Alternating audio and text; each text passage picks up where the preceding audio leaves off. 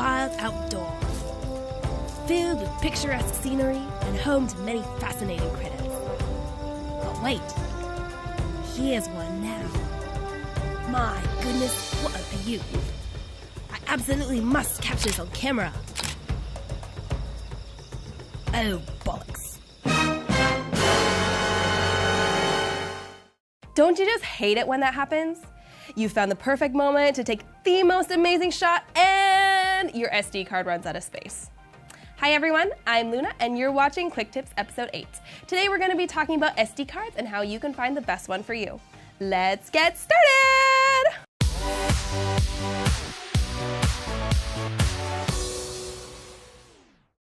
So in this episode, we're going to be discussing what type of SD card you should get. Now, before answering this question, we first need to talk about the different kinds of SD cards. The three main types of cards are SD, mini SD, and micro SD. These differ primarily in the size of the card and compatibility. In terms of storage capacity, standard SD cards can store up to 2 gigabytes.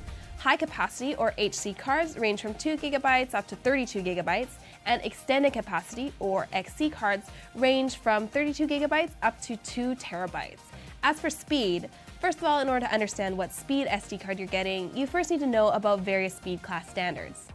Speed class standards are broken down into 3 main types: speed class, UHS speed class, and video speed class. For speed class, we have C2, C4, C6, and C10. For UHS or ultra high speed, we have U1 and U3.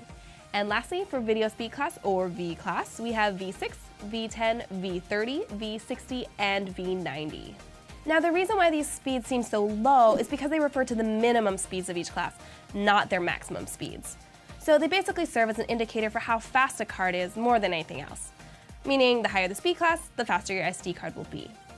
There's also something called application performance class, which sets certain thresholds for random read and write speeds.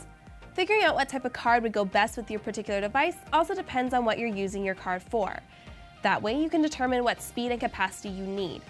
For example, if you're using a DSLR camera or smartphone, you'll want to go with at least C10 for the speed class and A1 for the application performance class. Now, if you're a YouTuber or video creator with a pretty good handle on your equipment, you'll want to take it up a notch, or actually several notches, and go with a V30 card. This is perfect for anyone filming with a drone or action camera, since with these, you likely won't always be filming in super high resolution. If you're using even more advanced equipment than that, say you're filming professional level shots in 4K resolution, then you'll definitely want to consider going with a top-of-the-line card, like UHS-2 or V90, since your 4K videos will be significantly larger than lower resolution video files. With faster cards, you won't have to worry about your files taking forever to load. Heck, nowadays you can even record in 4K with some gaming smartphones. For this, you'll want to grab an A2 card for that super fast read and write speed. So other than speed, what other factors should you be taking into consideration before buying an SD card?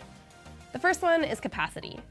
As the resolution of smartphones and DSLR cameras gets higher, the video files are of course also getting larger.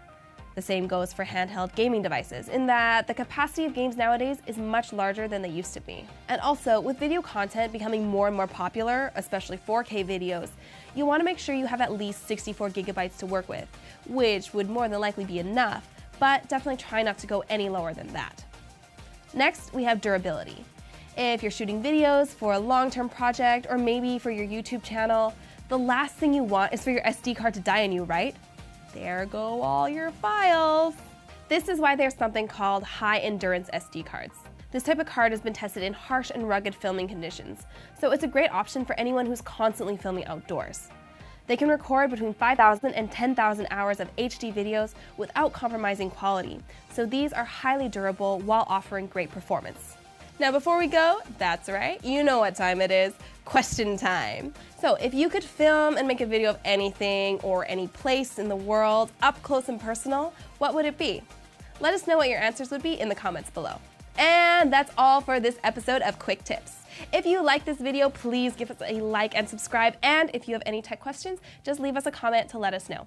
Thanks for watching, I'm Luna, and we'll see you next time.